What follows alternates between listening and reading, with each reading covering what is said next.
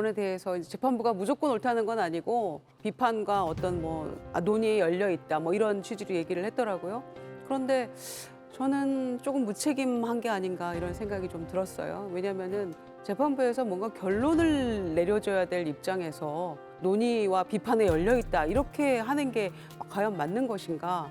또 재판부가 다 옳다는 것은 아니다. 그런데 이미 우리는 상상도 못한 구속 취소가 돼버린 거 아닙니까? 그렇다면 적어도 왜 입장이 바뀌었는가에 대한 설명은 좀 있어야 될 것 같고요. 변호인들이 이거에 대해서 계산법에 대해서 문제 제기했으니까 나는 답을 줄 수밖에 없었다라고 얘기를 했는데 1954년 형사소송법이 제정된 이래로 71년 동안 이어져 온 구속기간 산정에 대한 방법이 갑자기 내란 피의자에 이르러서 이게 그냥 시간으로 계산하는 게 맞다 이런 식으로 얘기를 해버리면 어떡하라는 겁니까? 그러니까 아마 지경 판사 이분도 상당히 결과에 대해서 당황하고 있을 수 있다는 생각은 듭니다만 적어도 조금 더 책임감 있는 자세를 보여줄 요량이었다면 구속기간 산정과 공수처의 어떤 수사권 이런 부분을 좀 정리하고 가자 이런 취지였다면 저는 거기에 명시적으로 달았어야 된다고 생각합니다. 상급심에서 확실하게 이 부분을 좀 정리하고 판단을 받아봐야 한다라는 거를 명시적으로 좀 정리를 했더라면 검찰도 이런 황당한 일을 안 벌였겠죠. 그런 점이 좀 많이 아쉬움으로 남고요. 또 왜 입장이 바뀌었는지에 대한 설명도 좀 제대로 된 것 같지는 않습니다. 17명이 집필에 참여한 최심판의 주석서네요. 저는 그 지기현 판사의 입장이 바뀌었다고 전혀 생각하지 않습니다. 왜냐하면 이 집필, 그러니까 구속기관 해설은 최승원 부산고법 판사가 했고요. 지판사는 재심과 관련한 집필을 했다고 명확하게 집마다 좀 다르겠죠, 집필자가. 그렇게 있습니다. 저도 공동 저술 형태의 책자를 여러 번 내본 적이 있는데 제가 쓴 부분은 제가 완벽하게 감수를 하고 이런 부분에 대한 책임을 지지만 다른 사람이 쓰는 부분에 대해서까지 내가 이게 콩나라 배나라 이렇게 얘기할 수가 없는 사안이에요.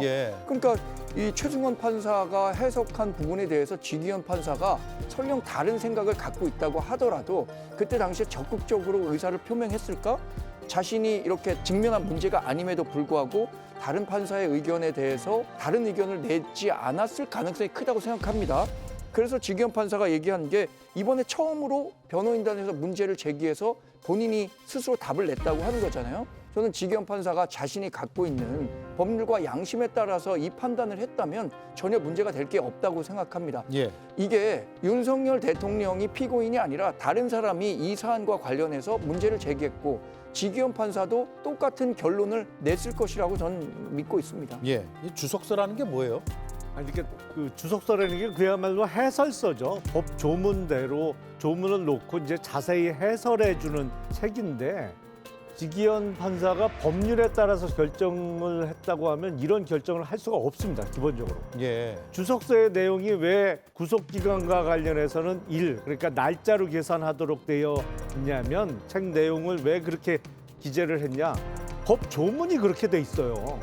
법 조문이 이번에 문제가 된 통상 우리가 영장실질심사라고 부르는 구속 전 피의자 신문과 관련해서는 기록이 법원에 접수된 날로부터 날이라고 돼 있죠. 그렇죠.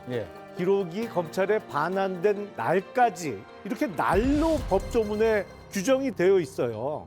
그러니까 우리가 체포나 이런 48시간 시간으로 따질 때는 법조문이 뭐뭐한 때로부터라고 해서 날이 아닌 때라는 표현을 쓰거든요. 그러니까 당연히 주석서에도 이거는 날짜로 일수로 계산하는 게 맞다라고 적을 수밖에 없는 거예요. 그러니까 이번 결정을 법률과 양심에 따라서 피의자에게 유리하도록 결정한다. 법률과 양심에 따라서 결정을 했으면 이런 결정을 기본적으로 할 수가 없습니다. 다시 한번 정리해 주세요. 이 뭐뭐한 날로부터라고 날이라고 돼 있고. 그렇죠. 그런데 시간으로 돼 있는 경우도 있나요?